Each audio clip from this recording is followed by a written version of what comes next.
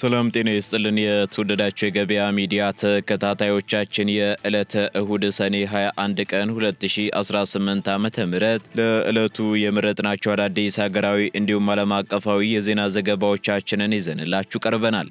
የዜና ዘገባዎቻችንን ስፖንሰር ያደረገልን አጋራችን ደግሞ የሮሃ ፎሬክስ ቢሮ ነው። በዜና ዘገባዎቻችን ላይ የሮሃ ፎሬክስ ቢሮን የዕለቱን የውጭ ምንዛሬ ተመን መረጃ እናጋራችኋለን። በቅድሚያም አርዕስቶችን የኢትዮጵያ አየር መንገድ ዋና ስራ አስፈጻሚ ከኃላፊነታቸው ሊሰናበቱ መሆኑ ተሰማ። በዚህም እሳቸውን የሚተካ ዋና ስራ አስፈጻሚ የማጨት ሂደት መጀመሩ የተገለጸ ሲሆን አዲስ ዋና ስራ አስፈጻሚ የማጨት ሂደቱ ግን ሙሉ በሙሉ በጠቅላይ ሚኒስትር ዶክተር አብይ አህመድ ዙሪያ ባሉ የውስጥ ሰዎች መያዙ ተጠቁሟል። ሙሉ መረጃውን እናጋራችኋለን። ከውጪ አሜሪካና ኢራን አዲሱን የተኩስ አቁም ስምምነት ከተፈራረሙ ከሳምንታት በኋላ ቀጥተኛ የጦርነት ጥቃቶችን መለዋወጥ መጀመራቸውን ተከትሎ ኢራን ከእንግዲህ ልትኖር አትችልም ሲሉ ፕሬዝዳንት ዶናልድ ትራምፕ ተናገሩ። በዚህም አሜሪካ በኢራን ውስጥ በሚገኙ በርካታ ስልታዊ ወታደራዊ ኢላማዎች ላይ ተጨማሪ የአየር ጥቃቶችን የሰነዘረች ሲሆን ይህም ደግሞ ሀገሪቱ በኢራን ላይ ወታደራዊ እርምጃ የወሰደችበትን ዕለት ወደ ሶስተኛ ተከታታይ ቀን አድርሶታል። በዝርዝር ይዘነዋል። ባግዳድ የሚገኘውና ከፍተኛ ጥበቃ የሚደረግለት ግሪን ዞን የተሰኘው ቁልፍ የመንግስታት መኖሪያ ቤቶች የፓርላማ ህንጻ፣ የውጭ ሀገራት ኤምባሲዎችና የከፍተኛ ፖለቲከኞች መኖሪያ ስፍራ በዛሬው ዕለት በወታደሮች መከበቡ ተሰማ። ከዚሁ ጋር ተያይዞም ወደ አረንጓዴው ቀጠና የሚያስገቡ ዋና ዋና መግቢያ በሮችና መንገዶች መዘጋጀታቸውን የሚያሳዩ ምስሎችም በማህበራዊ ሚዲያ ላይ እየተሰራጩ ይገኛሉ። በዝርዝር የምትሰሙት መረጃችን ነው። የኢራን ሰው አልባ አውሮፕላኖች የአሜሪካን አምስተኛ የባህር ኃይል ጦር ሰፈርን በምታስተናግደው በባህሬን ቁጥጥር ስር ባሉ ቀጠናዎች ላይ የጥቃት ማዕት ማውረዳቸው ተሰማ። ይህን ተከትሎም በቅርቡ በአሜሪካና በኢራን መካከል የተደረሰውን ጊዜያዊ የተኩስ አቁም ስምምነት አደጋ ላይ የጣለ አዲስ ወታደራዊ ግጭት በባህረ ሰላጤው ቀጠና ገርሽቷል። የምትሰሙት መረጃችን ነው። የተወደዳችሁ የገበያ ሚዲያ ተከታታዮቻችን እነዚህንና ሌሎች ለዕለቱ የመረጥናቸው ዜናዎችን ይዘንላችኋል። አሁን ደግሞ በዝርዝር ወደምንመለከታቸው መረጃዎቻችን እናልፋለን። በአዲስ አበባ ተመራጭ የመኖሪያ ስፍራ በሆነው በጀርመን አደባባይ ህልሞትን እውን የሚያደርጉ ዘመናዊ አፓርታማዎችን ለሽያጭ አቅርበናል። በ8000 ካሬ ላይ በተንጣለለ ግቢ ውስጥ ምቾትና ግላዊነትን ባገናዘበ ዲዛይን የተገነቡ ቤቶች፣ በአንድ ወለል ላይ 4 ቤቶች ብቻ ከስቱዲዮ እስከ ባለ 3 መኝታ ቤቶች፣ በአይነት የሚመረጡ ውብ እይታ ያላቸው ቤቶች በካሬ 74000 ብር ብቻ። ይፍጠኑ። 30 በመቶ ቅድመ ክፍያ ብቻ በመክፈል አሁኑኑ ይረከቡ። ቀሪውን ክፍያ ደግሞ በየ6 ወሩ እየከፈሉ መጨረስ ይችላሉ። ቤቶችን ይጎብኙ፣ ይምረጡ፣ ይኑሩ። ሮያል ሪል ስቴት ቃላችን ተግባራችን ነው። አሁኑኑ ይደውሉልን። የኢትዮጵያ አየር መንገድ ዋና ስራ አስፈጻሚ አቶ መስፍን ጣሰው ከኃላፊነታቸው ሊሰናበቱ መሆኑ ተሰማ። መቀመጫውን በፈረንሳይ ያደረገው ዘ አፍሪካ ሪፖርት መጽሔት ሰሞኑን ባሰራጨው ዘገባ አቶ መስፍን ጣሰው አሁን በያዙት ኃላፊነት ላይ የሚቀጥሉት እስከ መጪው ነሐሴ 2018 ዓመተ ምህረት ድረስ ብቻ መሆኑን በመጠቆም ከነሐሴ በኋላ ግን በጡረታ እንደሚሰናበቱ አስታውቋል። በመሆኑም እሳቸውን የሚተካ ዋና ስራ አስፈጻሚ የማጨት ሂደቱ መጀመሩን የገለጸው ዘገባው አቶ መስፍንን የሚተካ ዋና ስራ አስፈጻሚ የማጨት ሂደቱ ግን ሙሉ በሙሉ በጠቅላይ ሚኒስትር ዶክተር አብይ አህመድ ዙሪያ ባሉ የውስጥ ሰዎች መያዙንም አመላክቷል። የኢትዮጵያ አየር መንገድ እንደ አውሮፓውያን አቆጣጠር ከ2011 እስከ 2022 የመሩት አቶ ተወልደ ገብረ ማርያም በፈቃዳቸው ከኃላፊነታቸው መልቀቃቸውን ተከትሎ ወደ ኃላፊነት የመጡት አቶ መስፍን የአየር መንገዱን እድገት ማስቀጠል መቻላቸውን የጠቆመው ዘ አፍሪካ ሪፖርት መጽሔት የአየር መንገዱን ዓመታዊ ገቢም እንደ አውሮፓውያን አቆጣጠር በ2025 ከ7.6 ቢሊዮን ዶላር በላይ ከፍ ማድረግ እንደቻሉም ገልጿል።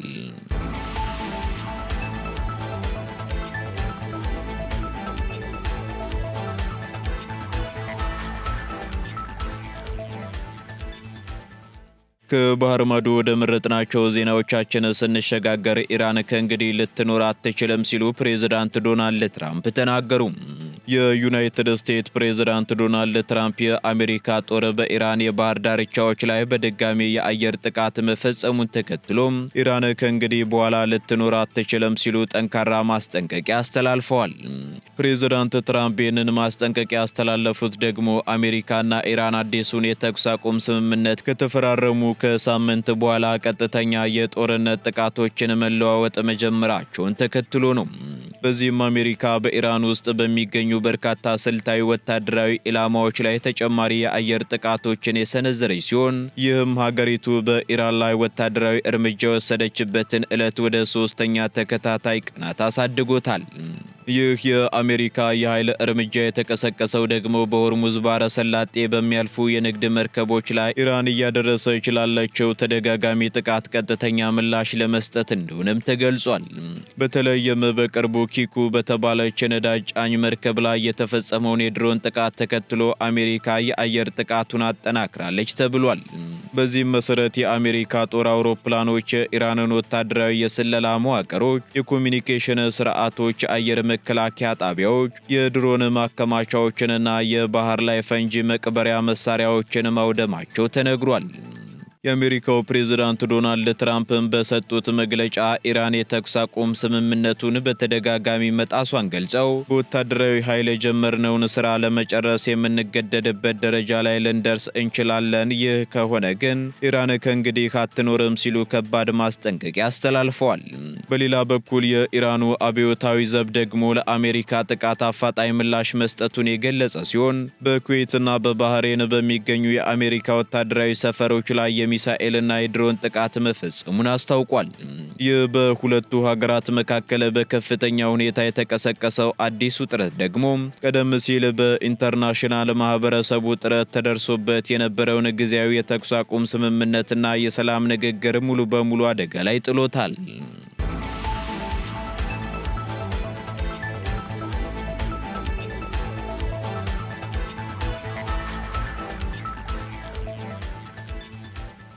ባግዳድ የሚገኘውና ከፍተኛ ጥበቃ የሚደረግለት ግሪን ዞን የተሰኘው ስፍራ በከፍተኛ ሁኔታ በወታደሮች መከበቡ ተሰማ።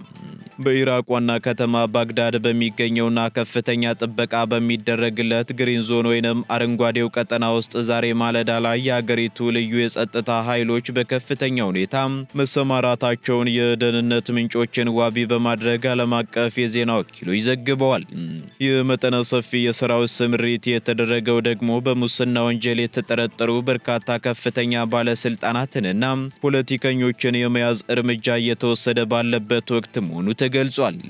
በዚህም ታንኮችንና የታጠቁ ወታደራዊ ተሽከርካሪዎችን ያካተቱ የኢራቅ የጸረ ሽብርና የልዩ ደህንነት ኃይሎች ወደ ቀጠናው በመግባት ተጠርጣሪ በሆኑ የመንግስት መስሪያ ቤቶች አካባቢ መመደባቸው ተነግሯል።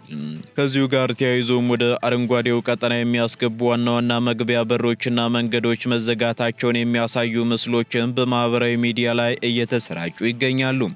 የሀገር ውስጥ የዜና ምንጮች እንደሚጠቁሙት ከሆነ ደግሞ ይህ ወታደራዊ ስምሪት የተከናወነው በፍርድ ቤት ትዕዛዝ ከተደገፈ የመያዣ ዘመቻ ጋር በተመሳሳይ ጊዜ ነው ተብሏል። እርምጃው በፋይናንስ ሙስናና ስልጣንን አላግባብ በመጠቀም ወንጀል ውስጥ እጃቸው አለበት የተባሉ የፖለቲካ ግለሰቦችን፣ የመንግስት ከፍተኛ ሹማምንትንና የደህንነት ሰራተኞችን ኢላማ ያደረገ እንደሆነም ተነግሯል። እስካሁን ድረስም ከኢራቅ መንግስትም ሆነ ከጸጥታው አካላት የተሰጠ ይፋዊ መግለጫ ባይኖርም የተወሰዱት እርምጃዎች ግን በሀገሪቱ ውስጥ ለዓመታት ስር የሰደደውን ሙስና ለመዋጋት ከሚደረገው ጥረት ጋር የተያያዙ እንደሆኑ እየተገለጸ ይገኛል። የኢራቅ ቁልፍ የመንግስት መስሪያ ቤቶች፣ የፓርላማ ህንፃ፣ የውጭ ሀገር ኤምባሲዎችና ከፍተኛ ፖለቲከኞች መኖሪያ የሚገኘው በዚሁ ጥብቅ ጥበቃ በሚደረግበት ግሪን ዞን ውስጥ መሆኑ ይታወቃል።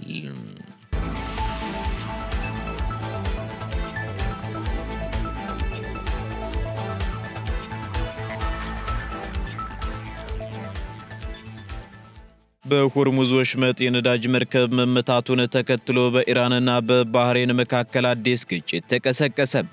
በቅርቡ በአሜሪካና በኢራን መካከል የተደረሰውን ጊዜያዊ የተኩስ አቁም ስምምነት አደጋ ላይ የጣለ አዲስ ወታደራዊ ግጭት በባህረ ሰላጤው ቀጠና ላይ አገርሽቷል።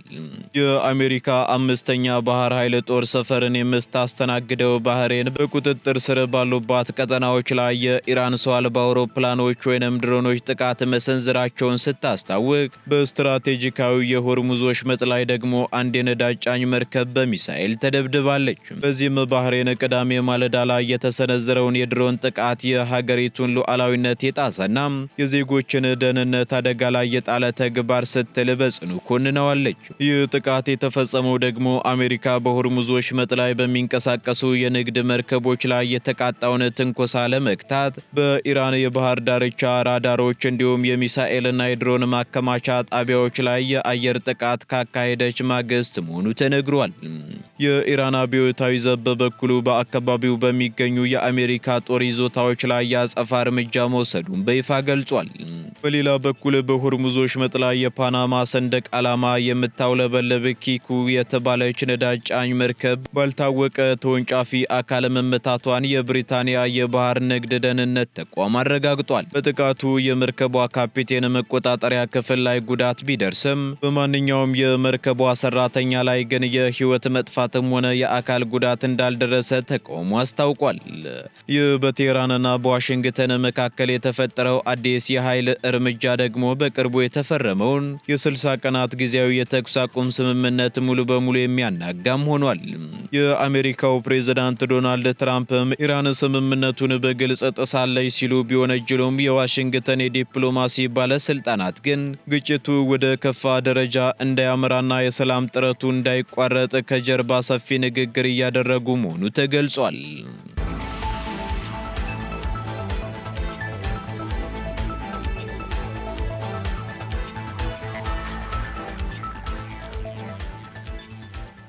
እስራኤልና ሊባኖስ የተፈራረሙት ስምምነት የሰላም ውል ሳይሆን የጠላትነት ስሜትን የማቆሚያ ሂደት ነው ተባለ።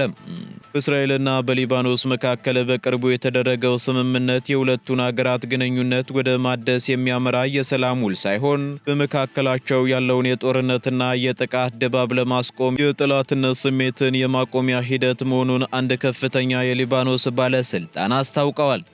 ባለስልጣኑ ለአረብ ኒውስ በሰጡት መግለጫ በአሜሪካ አጋዥነት የተፈረመው ይህ ማዕቀብ ሊባኖስ ከእስራኤል ጋር ያላትን ግንኙነት እንድታደስ ተደርጎ መወሰድ እንደሌለበት ገልጸው ይልቁንም በመካከላቸው ያለውን ደም አፋሳሽ ጦርነት ለማቆም የተደረገ ስምምነት ተደርጎ ሊወሰድ እንደሚገባ አመላክተዋል።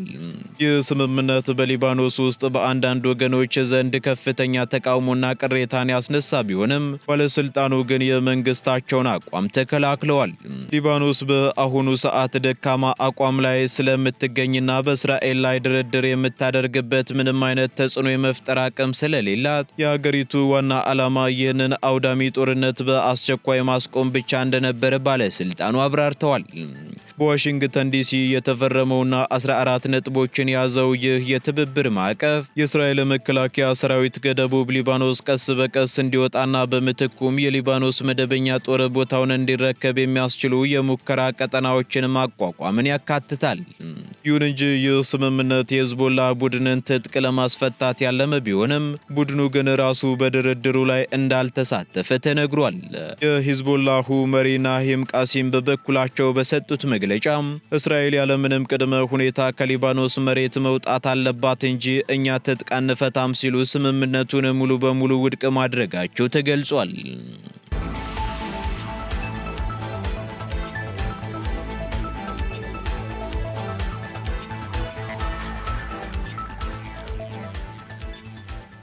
ቀጥለናል። ውድ ተከታታዮቻችን ወደ መጨረሻው ዝርዝር መረጃችን ስንሸጋገር ደቡብ ኮሪያና ጃፓን የኒውክሌር መርሃ ግብርን የማቆም ግባቸውን በድጋሚ አረጋገጡ። የደቡብ ኮሪያና የጃፓን የመከላከያ ሚኒስትሮች በሴኡል ባደረጉት ስብሰባ የኮሪያ ልሳነ ምድር ከኒውክሌር መሳሪያዎች ነፃ እንድትሆን ያላቸውን ጽኑ ቁርጠኝነት በድጋሚ አረጋግጠዋል። ሀገራቱ ከሰሜን ኮሪያ የሚሰነዘሩትን የኒውክሌርና የሚሳኤል ዛቻዎችን በጋራ ለመመከት በሚያስችላቸው የደህንነትና የመከላከያ ትብብሮች ዙሪያም ሰፊ ውይይት አድርገዋል። የደቡብ ኮሪያው መከላከያ ሚኒስትርና የጃፓኑ አቻቸው ቀጠናዊ መረጋጋት መረጋጋትን ለመፍጠር ከዋሽንግተን ጋር ያለውን የሶስትዮሽ አጋርነት ማጠናከር ወሳኝ መሆኑን ገልጸዋል። ከዚህ በተጨማሪም በሁለቱ ጎረቤታማ ሀገራት መካከል ለ9 ዓመታት ተቋርጦ የነበረውን የጋራ የባህር ላይ ፍለጋና የማዳን ልምምድ ይበልጥ ለማሳደግም ስምምነት ላይ ደርሰዋል። ከተደረሱት ስምምነቶች መካከል ደግሞ በሀገራቱ የአየር ኃይል የበረራ ማሳያ ቡድኖች መከላከል ያለውን ልውውጥ ማጠናከር ይገኝበታል። የደቡብ ኮሪያ መከላከያ ሚኒስቴርም ባወጣው መግለጫ የአሁኑ ስብሰባ በሁለቱ ሀገራት መካከል የነበሩ ታሪካዊ አለመግባባቶችን ወደ ጎን በመተው በአሁኑ ወቅት እየተባባሰ የመጣውን የደህንነት ስጋት ለመከላከል በጋራ ለመቆም የተደረገ ትልቅ እርምጃ መሆኑን አስታውቋል።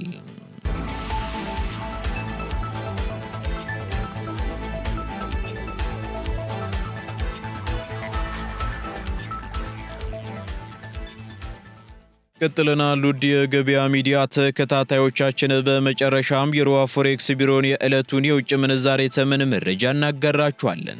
በዚህም አንድ የአሜሪካ ዶላር 176 ብር ከ65 ሳንቲም እየተገዛ 180 ብር ከ18 ሳንቲም እየተሸጠ ይገኛል። ፓውንድ ስተርሊንግ 229 ብር ከ42 ሳንቲም እየተገዛ 234 ብር እየተሸጠ ይገኛል። ዩሮ ደግሞ 199 ብር ከ62 ሳንቲም መግዣው ሲሆን መሸጫው እንዲሁ 203 ብር ከ61 ሳንቲም ሆኗል። ስዊስ ፍራንክ 215 ብር ከ71 ሳንቲም እየተገዛ 220 ብር ከ2 ሳንቲም እየተሸጠ ይገኛል። የተባበሩት አረብ ኤምሬት ድራም 47 ብር ከ60 ሳንቲም መግዣው ሲሆን መሸጫው ደግሞ 48 ብር ከ55 ሳንቲም ሆኗል። የሳውዲ ሪያል 45 ብር ከ70 ሳንቲም እየተገዛ 46 ብር ከ61 ሳንቲም እየተሸጠ ይገኛል። የቻይናው ዩዋን ደግሞ 24 ብር ከ40 ሳንቲም እየተገዛ 25 ብር ከ88 ሳንቲም እየተሸጠ ይገኛል። የካናዳ ዶላር እንዲሁ 121 ብር ከ15 ሳንቲም እየተገዛ 123 ብር ከ57 ሳንቲም እየተሸጠ መሆኑን የሮሃ ፎሬክስ ቢሮ የዕለቱ የውጭ ምንዛሬ ተመን መረጃ ያመለክታል።